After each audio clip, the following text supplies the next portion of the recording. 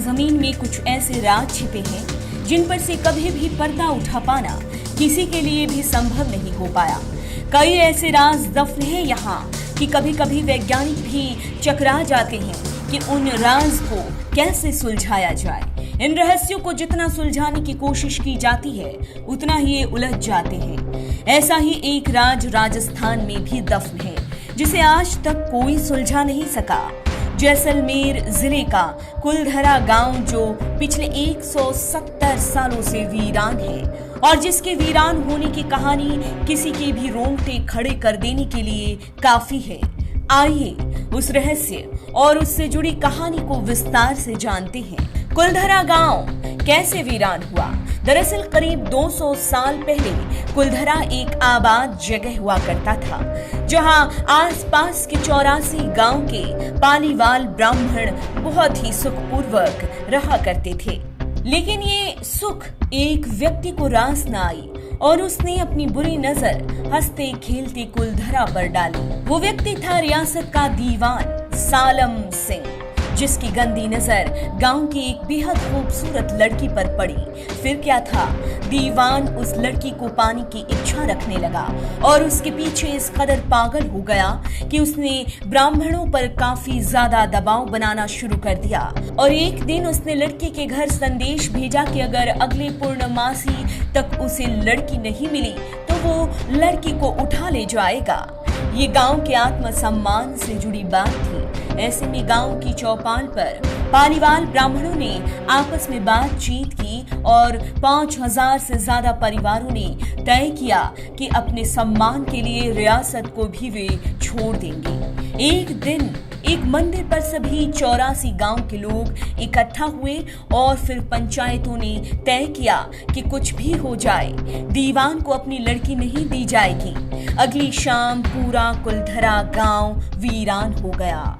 एक परिंदा भी इस गांव की सीमा में प्रवेश नहीं कर पाता है। अब ऐसा कहा जाता है कि गांव छोड़ते समय ब्राह्मणों ने श्राप दिया कि कोई भी इस गांव में अब बस नहीं पाएगा।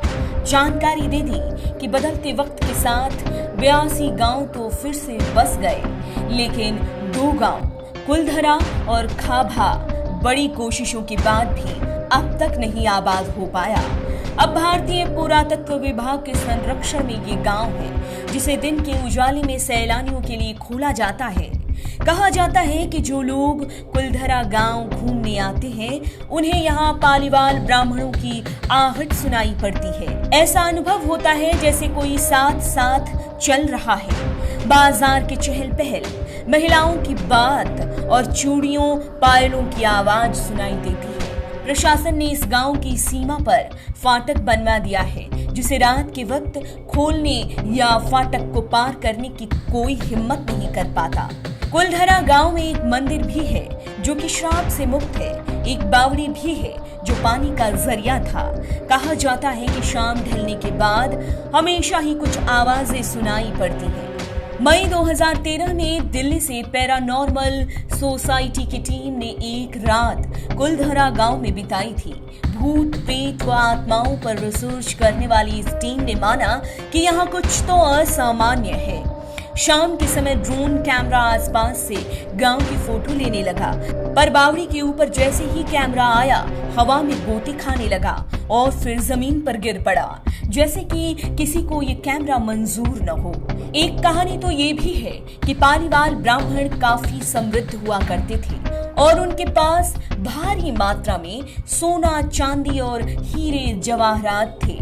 अपना सोना जमीन के नीचे गाड़ कर रखते थे पालीवाल ब्राह्मण ताकि ये सुरक्षित रहे। इस सोने को लेकर काफी ज्यादा लड़ाइयां भी हुई। फिर इस तरह की कहानी फैला दी गई कि यहाँ पर भूत और आत्मा का वास है ताकि बाहर की दुनिया में रह रहे लोग खजाने की खोज में ना आए। इतिहासकारों के मुताबिक यहाँ संपत्ति, सोना, चांदी और हीरे जवाहरात थे और लोग इन्हीं चीजों की खोज में आते थे और जगह जगह खुदाई करने में लग जाते थे। उन्हें लगता हो कि शायद वे जमीन में दबा सोना पा लेंगे।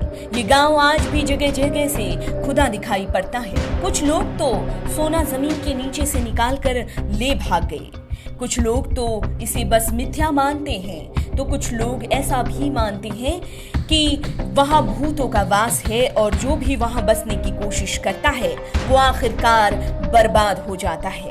आपको क्या लगता है, क्या कुलधरा गांव की ये कहानी मिथ्या है या फिर इसमें थोड़ी भी सच्चाई है?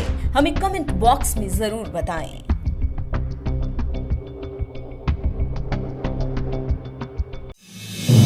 आप देख रहे हैं नेट्रिक न्यूज, साहस सच कहने का।